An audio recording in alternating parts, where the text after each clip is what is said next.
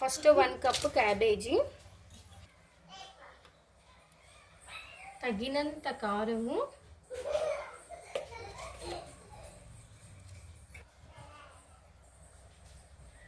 Salt, ధనియా powder, అల్లం వెల్లుల్లి paste, బియ్యం పిండి 2 టేబుల్ స్పూన్స్, శనగపిండి 4 టేబుల్ స్పూన్స్,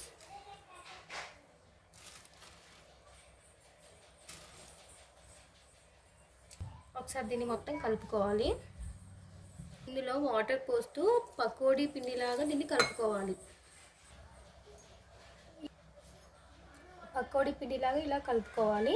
కలుపుకొని ఒక 5 minutes పక్కన పెట్టుకొని అప్పటి వరకు డీప్ ఫ్రైకి ఆయిల్ పెట్టేసుకుందాం. మనము స్టవ్ ఆన్, మనకి డీప్ ఫ్రైకి ఆయిల్ ఎంత కావాలో అంత ఆయిల్ ఇక్కడ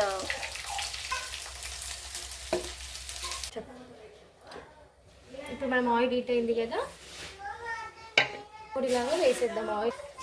ఆయిల్ వేడి అయినాక మనం పకోడీలాగా వేసేయడమే.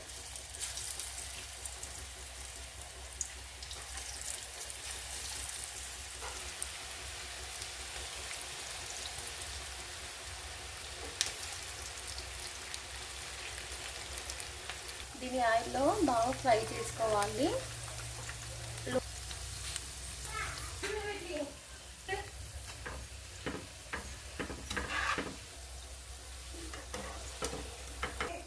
పకోడీ కొంచెం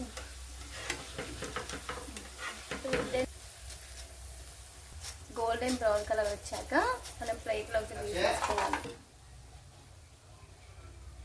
ఇప్పుడు మన టేస్టీ క్యాబేజీ పకోడీ రెడీ.